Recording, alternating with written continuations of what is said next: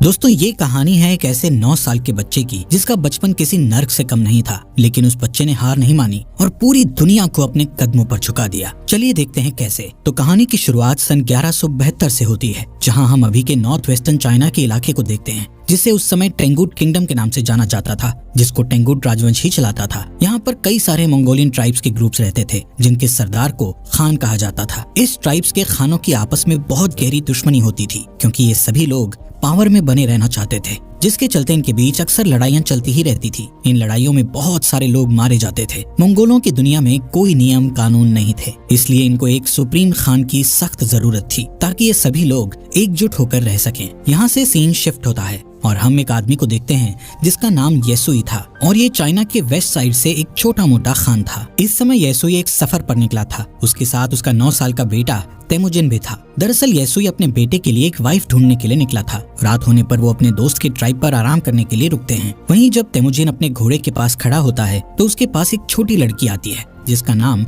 बोटे था। वो उससे उसका नाम पूछती है और कहती है कि तुम यहाँ क्यों आए हो, जिस पर तेमुजिन उसे अपना नाम बताकर कहता है कि वो अपने फादर के साथ उसके लिए एक वाइफ ढूंढने के लिए आया है। तभी बोटे उससे कहती है कि तुम्हें मुझसे ही शादी करनी चाहिए। इतना कहते हुए वो वहाँ से चली जाती है। रात में जब तेमुजिन अपने फादर के पास बैठा होता है तो उसके फादर उसे कहते हैं कि मुझे तुम्हारे लिए एक ऐसी वाइफ चाहिए जो सबसे ताकतवर समुदाय से हो। तभी तेमुजिन अपने फादर से कहता है कि मैं खुद ही अपने लिए लड़की चूज करूंगा। तेमुजिन की जिद के बाद उसके फादर उसे अपने दोस्त की ट्राइब से किसी एक लड़की को चुनने की इजाजत दे देते हैं। अब सुबह होते ही तेमुजिन के फादर उस ट्राइब की सभी लड़कियों को लाइन में खड़ा करके उनके पैरों को गौर से देखते हैं, क्योंकि उनका मानना था कि एक स्ट्रॉन्ग लेग्स वाली लड़की ही अपने पति को खुश रख पाती है। इसके बाद तेमुजिन एक एक लड़की को देखता जाता है और लास्ट में वो बोटे को अपनी पत्नी चुनता है और उन दोनों की शादी हो जाती है। लेकिन शादी होने के बाद भी वो दोनों आने वाले 5 साल तक एक साथ नहीं रह सकते थे, क्योंकि ये उनकी ट्राइब्स का नियम था। अब तेमुजिन और उसके फादर का यहाँ से जाने का समय हो जाता है, लेकिन जाने से पहले तेमुजिन बोटे को एक नेकलेस गिफ्ट करता हुआ उसे कहता है कि वो उसके लिए जल्द ही वापस आएगा। यहाँ से येसुई तेमुजिन और अपने लोगों के साथ सफर पर निकल जाता है। कुछ दूर चलने के बाद वो लोग एक जगह पर आराम करने के लिए रुकते हैं। यहाँ पर वो सभी लोग काफी सतर्क थे, क्योंकि ठीक उनके सामने थोड़ी दूर एक और खान की ट्राइब के लोग बैठे थे। थोड़ी देर बाद उस खान का एक आदमी येसुई के लिए एक कटोरी में दूध लाता है, जिसका मतलब शांति का पैगाम था, और वो लोग समझौता करना चाहते थे। येसुई वो दूध की कटोरी ले लेता है और सामने बैठे खान के लिए भी अपनी तरफ से एक दूध की कटोरी भेजता है। येसुई के आदमी येसुई को खुद वो दूध पीने से पहले अपने किसी नौकर को पिलाने के लिए बोलते हैं, लेकिन येसुई उन्हें ऐसा करने से मना कर देता है, क्योंकि वो उस खान का विश्वास नहीं तोड़ना चाहता था और खुद ही वो दूध पी जाता है। दूसरी तरफ खान भी येसुई का भिजवाया हुआ दूध पी लेता है। थोड़ी देर बाद जब वो लोग अपना सफर फिर से जारी रखते हैं तो रास्ते में अचानक ही येसुई के सीने में बहुत तेज दर्द होने लगता है, जिससे वो अपने घोड़े से गिरकर मर जाता है। यहाँ हमें पता चलता है कि ये सब उस खान के दिए गए दूध के कारण हुआ था, क्योंकि खान ने उस दूध में जहर मिलाकर दिया था। तभी तेमुजिन अपने फादर के पास जाता है, लेकिन उसके साथ के सभी लोग उसे यहीं पर अकेला छोड़कर वहाँ से जाने की तैयारी करने लगते हैं, क्योंकि उनके बीच एक परंपरा थी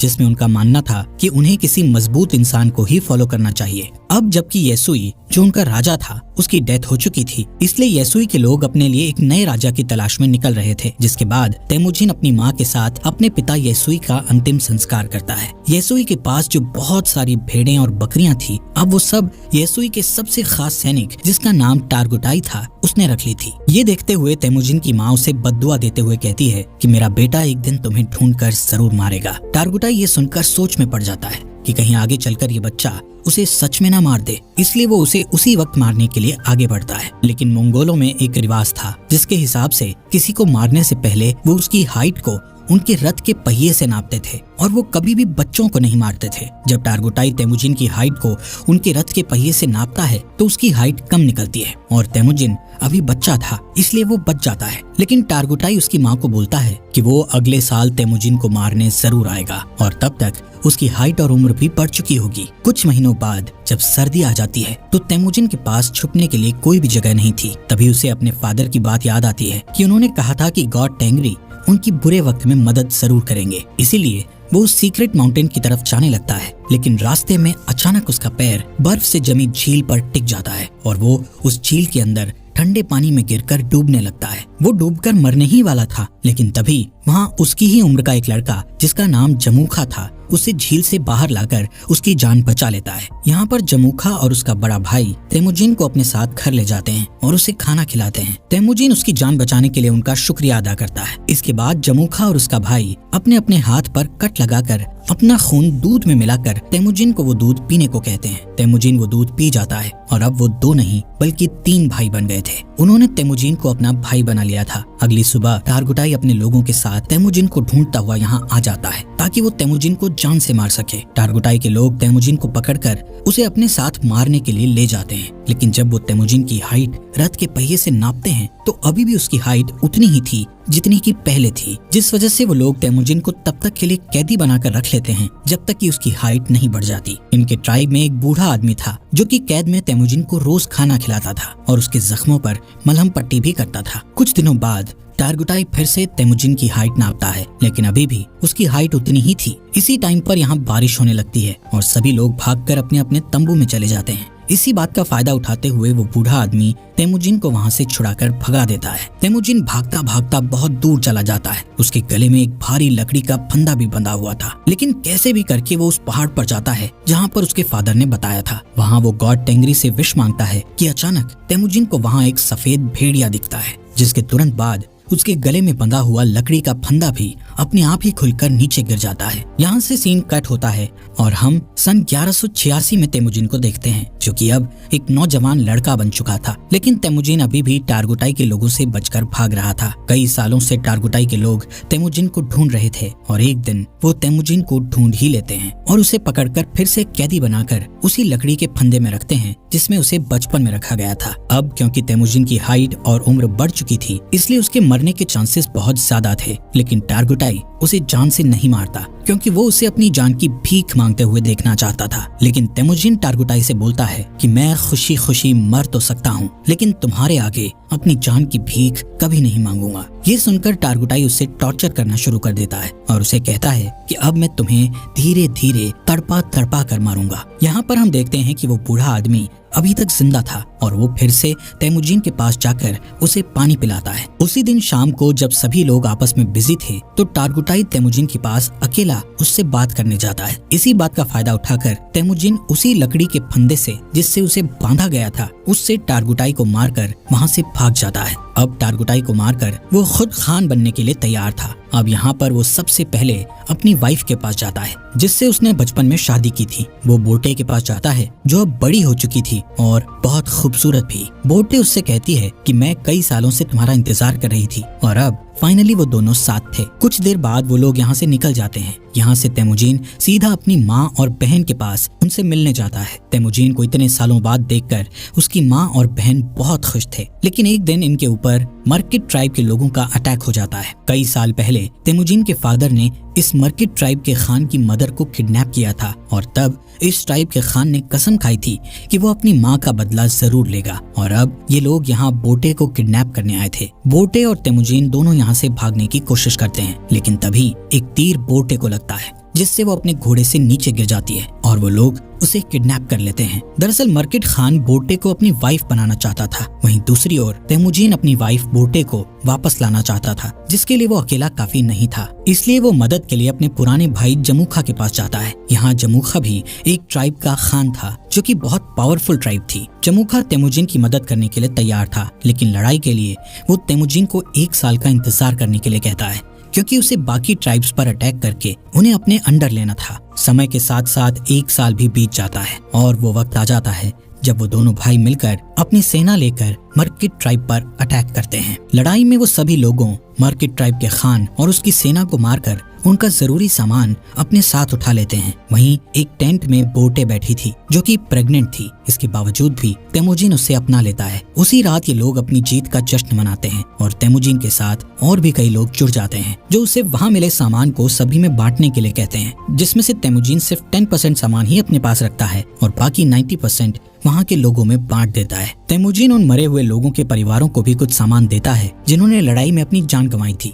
तभी यहाँ जमूखा के 2 लोग ये सब देखते हैं और तेमुजिन की ट्राइब के साथ जुड़ जाते हैं। अब क्योंकि मंगोल्स में शुरू से ही ये नियम था कि वो अपने खान को खुद ही चुन सकते थे, जिसमें जमूखा चाहकर भी कुछ नहीं कर सकता था। लेकिन ये देखकर कि उसकी ट्राइब के 2 लोग तेमुजिन की ट्राइब में चले गए हैं, उसके मन में तेमुजिन के खिलाफ दुश्मनी बढ़ जाती है। नेक्स्ट सीन में तेमुजिन के आदमी जमूखा के आदमियों को उनके घोड़े चुराते हुए देख लेते हैं। तभी जमूखा के आदमी बचकर वहाँ से भागने लगते हैं, जिसके बाद तेमुजिन के आदमी गुस्से में गलती से उन्हें जान से मार डालते हैं। लेकिन जब वो लोग जमूखा के उन लोगों को देखते हैं तो उन्हें पता चलता है कि उनमें से एक आदमी जमूखा का बड़ा भाई था। और अब जैसे ही जमूखा को इसके बारे में पता चलता है तो वो तेमुजिन को जान से मारने की ठान लेता है, क्योंकि उसे अपने भाई की जान का बदला लेना था, जिसके लिए जमूखा आसपास के और ट्राइब्स के खानों से हाथ मिला लेता है और अपनी एक बड़ी ट्राइब बनाकर तेमुजिन की ट्राइब पर अटैक कर देता है। तेमुजिन जानता था कि वो लोग ये जंग नहीं जीत सकते थे जितने जमूखा के पास थे, इसलिए वो अपनी ट्राइब की औरतों और बच्चों को वहाँ से जाने के लिए कहता है और बाकी लोगों को लड़ने के लिए बोलता है। इस लड़ाई के बीच तेमुजिन अपने सैनिकों के साथ हार जाता है और जमूखा उसे और उसके सैनिकों को बंदी बना लेता है। जमूखा तेमुजिन को अभी भी भाई बोलता था, लेकिन वो अपने बड़े भाई की जान का बदला लेना चाहता था, इसलिए वो तेमुजिन को अपनी जान बचाने के लिए गिड़गिड़ाते हुए देखना चाहता था। इसके बाद वो तेमुजिन को अपना गुलाम बना लेता है और किसी और ट्राइब के लोगों को बेच देता है, जहाँ सजा के तौर पर तेमुजिन को रेगिस्तान में काफी दूर पैदल चलना पड़ता है। बहुत दूर चलने के बाद ये लोग एक शहर पहुँच जाते हैं जहाँ टेंगुट डायनेस्टी का शासन था। ये लोग तेमुजिन को एक जगह बैठाते हैं ताकि दूसरे लोग उसको देखकर उसे खरीद सकें। एक दिन इस सल्तनत का राजा बाजार आया हुआ था, तभी वो तेमुजिन को देखता है और उसे चंद पैसों में खरीदने के लिए अपने लोगों से बात करता है। लेकिन उस राजा के लोग तेमुजिन को खरीदने से उसे मना करते हैं, लेकिन फिर भी वो तेमुजिन को खरीद लेता है। इसके बाद तेमुजिन को एक पिंजरे जैसे कमरे में रखा जाता है जो शहर के बीचों बीच था, ताकि बाहर से लोग उसे देखकर हंस सकें और उसका मजाक उड़ाते हुए मस्ती कर सकें। यहाँ पर तेमुजिन को देखने के लिए एक बुद्धिस्ट मंक हर रोज आता था और उससे माफी मांगता था। एक दिन तेमुजिन बुद्धिस्ट मंक के साथ एक समझौता करता है कि अगर तुम मेरी वाइफ को ढूंढोगे तो मैं आगे चलकर इस गांव को कभी नुकसान नहीं पहुंचाऊंगा। जिसके बाद वो बुद्धिस्ट मंक बोटे को ढूंढने के लिए रेगिस्तान में निकल जाता है, लेकिन बुद्धिस्ट मंक एक बूढ़ा इंसान था, इसलिए वो गर्मी के मारे बेहोश होकर वहीं मर जाता है। वहीं खुशकिस्मती से बोटे को उस मरे हुए बुद्धिस्ट मंक के पास वही नेकलेस मिलता है जो उसे तेमुजिन ने दिया था, जिससे उसे पता चल जाता है कि तेमुजिन अभी भी जिंदा है। इसके बाद बोटे अपने पति को ढूंढने के लिए शहर में निकल जाती है और यहाँ पर उसे तेमुजिन एक पिंजरे में बंधा हुआ मिलता है। उसी रात बोटे यहाँ के सिपाही को रिश्वत देकर तेमुजिन को यहाँ से भगा लेती है और तेमुजिन देखता है कि उसका बेटा बड़ा हो चुका है और बोटे की एक बेटी और भी है। बोटे तेमुजिन को घर ले आती है। यहाँ अब पूरा परिवार हंसी खुशी रहने लगता है। एक दिन बोटे तेमुजिन से कहती है कि सभी मंगोल्स एक जैसे ही होते हैं, सभी चोरी करते हैं और एक दूसरे को मारते हैं। मंगोल्स के लिए ये चीज एक आम बात है, लेकिन बोटे की इस बात का तेमुजिन पर बहुत गहरा प्रभाव पड़ता है और वो अपनी फैमिली को छोड़कर वहाँ से निकल जाता है। वो डिसाइड करता है कि अब वो सभी ट्राइब्स को मिलाकर एक नया मंगोल राज बनाएगा, जिसमें सभी के बीच नियम और कानून होंगे। तेमुजिन अब डिसाइड कर चुका था कि अगर इस काम को पूरा करने के लिए उसे किसी की जान भी लेनी पड़े तो वो पीछे नहीं हटेगा। वो 3 नियम बनाता है, जिसमें पहला नियम था कि औरतों और बच्चों को कभी नहीं मारा जाएगा। दूसरा नियम था कि दुश्मन से मरते दम तक लड़ा जाएगा और तीसरा नियम ये था कि कोई भी अपने खान को धोखा नहीं देगा। यहाँ से सीन कट होता है और हम सन 1196 को देखते हैं, जहाँ कई साल पहले तेमुजिन ने कसम खाई थी कि वो मंगोल की बड़ी आर्मी बनाएगा और अब उसने बहुत सारे ट्राइब्स को जीतकर एक साथ जोड़कर एक बड़ा मंगोल बना लिया था। अब उसके रास्ते में एक ही रुकावट थी जो उसको राजा बनने से रोक रही थी, और वो रुकावट और कोई नहीं बल्कि उसका भाई जमूखा ही था। जमूखा के पास भी एक बहुत बड़ी आर्मी थी और वो दोनों एक जंग के मैदान में अपनी पूरी आर्मी लेकर लड़ाई के लिए तैयार थे। यहाँ पर तेमुजिन जमूखा को उसका भाई होने के नाते उसके साथ जंग करने की बजाय उसको समझाना चाहता था, लेकिन जमूखा जल्दबाजी में बिना कुछ सोचे समझे अपने बहुत सारे सैनिकों को लड़ाई के लिए भेज देता है, जिसके नतीजे में उसके सभी सैनिक मारे जाते हैं। कई घंटों तक लड़ने के बाद तेमुजिन आखिरकार उससे जीत जाता है और जमूखा के साथ उसके कई सारे आदमियों को जिंदा कैद कर लेता है। तेमुजिन जमूखा के बचे हुए सिपाहियों को मारने की बजाय उन्हें अपनी आर्मी में शामिल कर लेता है। यहाँ पर तेमुजिन जमूखा की ट्राइब में उसी बूढ़े आदमी को देखता है जिसने तेमुजिन की मदद की थी। तेमुजिन उस बूढ़े आदमी को अपनी ट्राइब का एडवाइजर बना देता है। रात को तेमुजिन जमूखा के पास आकर बैठता है और उसे कहता है कि भाई, ये जो अपना अपना राज बड़ा करने का लालच है, ये आज उन्हें जिंदगी के ऐसे मोड़ पर ले आया है कि उन्हें अब एक दूसरे की जान लेनी पड़ रही है। जमूखा तेमुजीन से कहता है कि अगर मैं तुम्हारी जगह पर होता तो मैं अपने दुश्मन के सभी सिपाहियों को मार गिराता। दोस्तों, इस बात से हमें ये पता चलता है कि तेमुजीन और जमूखा की सोच कितनी अलग थी। इस बातचीत के बाद तेमुजीन अपने भाई जमूखा को माफ कर देता है और उसे यहाँ से जाने के लिए कहता है। इसके बाद हम बोर्टे को देखते हैं जो तेमुजीन के पास आई हुई थी। तेमुजीन बोर्टे और अपने बच्चों को देखकर बहुत खुश होता है। यहाँ से सीन शिफ्ट होता है और हम सन 1206 में तेमुजीन को देखते हैं, जो इस समय सारे मंगोल्स का खान बन गया था, जिसका नाम गेंगिस खान पड़ गया था और उसे एक और नाम से भी जाना जाने लगा था, जो कि था चंगेज खान। इसके बाद उसने पूरे के पूरे टेंगुट साम्राज्य का खात्मा कर दिया था और एक नए सिरे से साम्राज्य की स्थापना की। उसने मोनेस्ट्री शहर को उस मंक की आखिरी इच्छा समझकर छोड़ दिया, क्योंकि उस मंक ने तेमुजीन से कहा था कि अगर मैं तुम्हारी पत्नी को ढूंढकर तुम्हारे बारे में बता दूं तो तुम इस मोनेस्ट्री शहर को तबाह नहीं करोगे। और आगे चल